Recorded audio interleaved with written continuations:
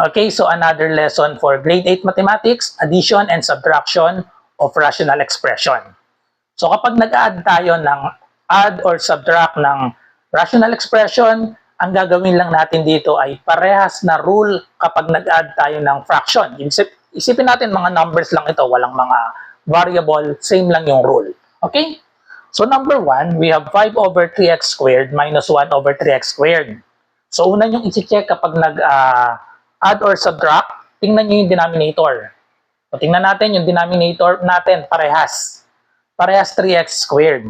So, ibig sabihin, kapag same ang denominator, ang gagawin lang natin, add or subtract lang natin yung numerator. So, ang sagot lang dito ay, since same denominator tayo, kopyahin lang natin yung denominator na 3x squared. Kasi similar fraction. Then, subtract lang natin ito. 5 minus 1 equal siya sa 4. Lowest term kung merong pang makakancel. So, 4 over 3, wala na. So, ito na yung final answer natin. Okay? So, ganun lang kasimple kapag same denominator. Kapag magkaiba, so, apply natin yung LCD. Okay, so number 2, we have 7 over y minus 5 plus 4 over 5 minus y. So, tingnan natin yung denominator natin. Ang denominator natin, y minus 5 tsaka 5 minus y. Parang magkaparehas, di ba? Nabaligtad lang. Pero kapag magkabaligtad tapos yung sign negative, pwede natin itong masimplify. So itong 5 minus y, pwede natin siyang magawang y minus 5. Factor out natin yung negative sign. So therefore, equal ito sa 7 over y minus 5. Ito, pwede natin siyang isulat as factor out the negative sign. Magiging itong negative y minus 5. Okay, just copy yung 4. Kasi pag dinistribute negative times y, negative y, ito na yun, negative y. Negative times negative 5, we have positive 5. Pinagpalit lang natin ang pwesto. Tapos itong we have positive tapos negative, itong negative, so gawin na lang natin siyang 7 over y minus 5, and then positive at negative, ayun. So positive at negative, ibig sabihin yan, magiging negative, kopyahin lang yung 4, and yung denominator natin ay tanggalin na yung parenthesis kasi yung negative nilagay na natin sa gitna. So, we have y minus 5. So, ngayon, parehas na sila ng denominator, parehas ng y minus 5. So, therefore, just combine the numerator, 7 minus 4. Okay? Subtract lang natin na 7 minus 4. The final answer is 3 over the common denominator, y minus 5. So, ito na yung final answer natin. Okay? So, next, number 3, 4 over 5b minus 7a over 4b squared. So this time, magkaiba na yung denominator natin. Kunin na natin ang LCD nito. So we have 5b tsaka 4b squared. Kunin natin ang LCD niyan. Ano ang LCD ng 5 tsaka ng 4? Ang LCD nun ay multiply lang 20. Tapos ano ang LCD ng b tsaka ng b squared? Ang kukunin natin lagi yung mas mataas na exponent. So therefore, the LCD is 20b squared. Okay? So, ibig sabihin, gagawin natin dapat 20b squared yung ating denominator parehas.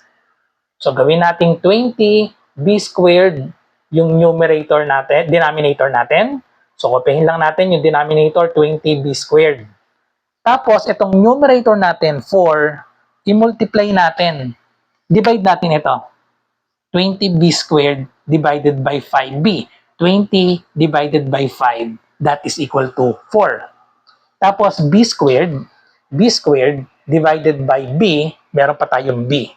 So 4 times 4b yung numerator minus, kopyahin muna natin itong numerator 7a, saan natin i-multiply, i-divide natin ito, 20b squared, 20 divided by 4, that is 5.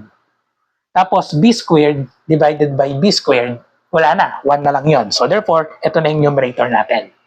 So ngayon, pag isahin na natin, dahil same na yung denominator natin, kopyahin na lang natin 20b squared.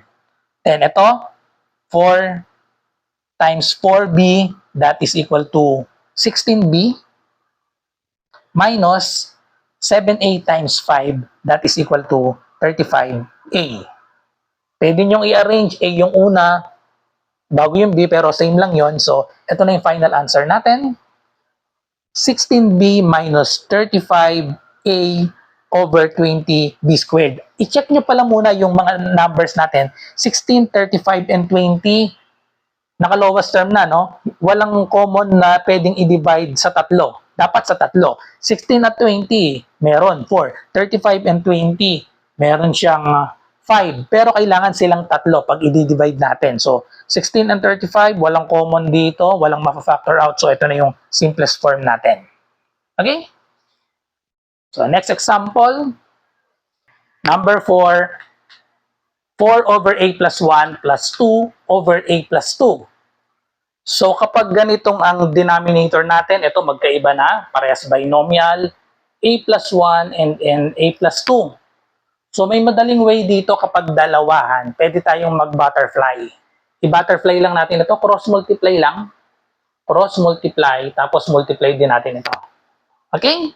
So, yun yung madaling way kapag dalawahan. Tapos, ang LCD niya ay product. Pag magkaiba, a plus 1 tapos a plus 2. So, ito yung madaling way. Cross-multiply lang natin. So, we have 4. Multiply natin dito sa denominator sa kabila. A plus 2. Copy the sign plus numerator 2 times this a plus 1 over yung product. So, we have a plus 1 times a plus 2. Okay? So, ngayon, simplify na lang natin. Yung numerator muna, i-distribute lang natin. So, 4 times a, we have 4a, plus 4 times 2, we have positive 8. Distribute the positive 2 to a, so we have positive 2a, and then 2 times 1, so we have positive 2, over, pwede nating i-multiply ito, pwedeng hindi na. So, depende sa inyo. So, a plus 1 or depende sa choices kung may choices yung kung may choices.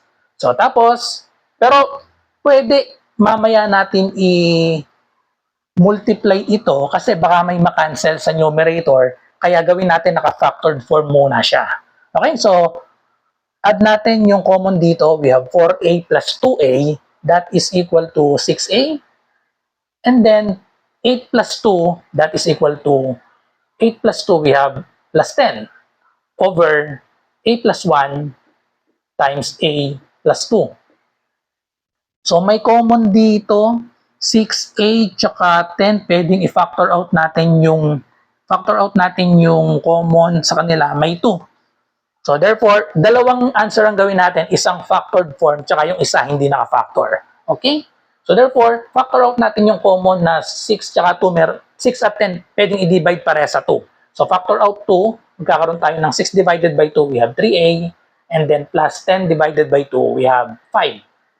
Over, kaya tayo nagpa-factor para may ma-cancel. Kaso wala rin na-cancel sa denominator, a plus 1 times a plus 2. So, ito na yung final answer natin in factored form.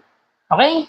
In factored form. So, another answer, kapag hindi naka-factor, edi ang isa pa nating sagot, so yung numerator natin ay 6a plus 10 over, pag minultiply natin ito, mag-FOIL method lang tayo, i-distribute natin ito. A times a, we have a squared. A times positive 2, we have positive 2a. And then 1 times a, we have plus a. And then 1 times 2, we have positive 2. So, ito yung isa pang solution, naka-expand. So, we have 6a plus 10 over, combine natin itong gitna. So, we have 8a squared plus 2a plus a, we have 3a plus 2. So, dalawa yung sagot natin. Yung isa factored form, ito naman yung expanded form. Okay? So, ayan yung dalawang sagot natin. So, depende sa instruction kung ano yung gusto ng pinapahanap sa inyo ng mga teacher nyo, kung factored form or itong isa. Okay? So, let's try number 5. So, burayin na natin.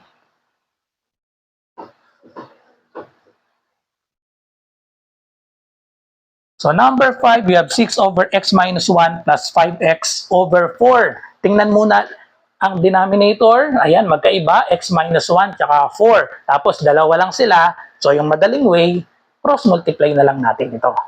Okay? So, cross-multiply, tapos multiply din yung denominator. So, butterfly yung tawag dyan. Ano? So, 4 times 6. So, equal na agad ito sa, dito natin ilagay yung solution. 6 times 4, we have 24 plus, or para detailed, pakita natin ng kompleto muna. 6 times 4, copy the sign plus, and then we have 5x, multiply dito sa x minus 1, and then over sa product nito, unahin natin itong number lang, 4 times x minus 1. Then simplify. So 6 times 4, we have 24, plus, distribute natin ito, 5x times x, so we have 5x squared, and then 5 times negative 1, tingnan lagi yung sign dito, kasama yung sign, positive 5x times negative 1, that is negative 5x. Sa denominator natin ay, pwedeng i-distribute na natin, so 4 times x, so we have 4x, 4 times negative 1, we have negative 4. Then, i-arrange lang natin ito, 5x squared minus 5x plus 24 over 4x minus 4. So, ito na yung sagot natin. Yung factored form, ano lang, yung denominator, pwedeng 4 times x minus 1. Itong numerator naman, mukhang wala ng ano to, wala ng factor itong trinomial natin. 5x squared minus 5x plus 24, walang factor yan na magkakaroon ng x minus 1. So, ito na yung final answer natin. Okay? Then, last example, number 6. So, paano naman kapag trinomial yung denominator natin? Yung isa quadratic trinomial. Yung isa naman, binomial lang. So, kapag ganyan, yung isa trinomial, yung isa binomial lang, malamang yan, pwedeng i-factor i-factor natin, tapos malamang yan, ang factor niyan, meron ito. Okay? So, gawin na muna natin yan. I-factor muna natin yung first, rational expression. Okay? So, quadratic trinomial. So, madaling i-factor ito. Factor natin itong x squared. Factor natin itong x squared. X squared ay x and x. Factors of positive 6 such that the sum is positive 5, edi positive 3 and positive 2. Okay? Ayun, may kaparehas na siya dito. Okay, so rewrite lang natin. We have x minus 2 over x plus 3 times x plus 2 minus 5 times x plus 3. So kapag ganito, ang goal natin, maging similar fraction sila. So para maging similar, itong unang fraction natin, x plus 3 times x plus 2, yung pangalawa, x plus 3 lang. Kailangan lagyan natin ng x plus 2. Kaya imumultiply natin both the numerator and denominator sa x plus 2. So lagyan natin ng times x plus 2 ang numerator at denominator para magkaparehas na sila. Yun, parehas na sila, di ba? So ngayon, i-apply na lang natin yung rule pag nag-a-add ng similar fraction.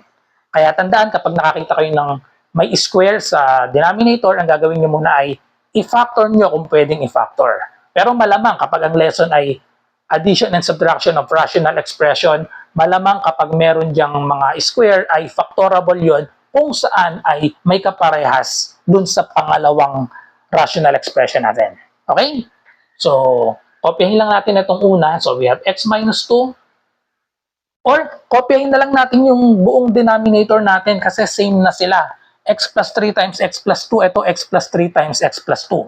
So, we have x plus 3 na lang to times x plus 2. Kaya natin minultiply dito sa ratio nito para maging same sila. Okay? So, copy the sign, minus 5. Multiply natin dito sa x plus 2. Okay, then next, i-simplify natin ang numerator. So, just copy x minus 2, distribute negative 5.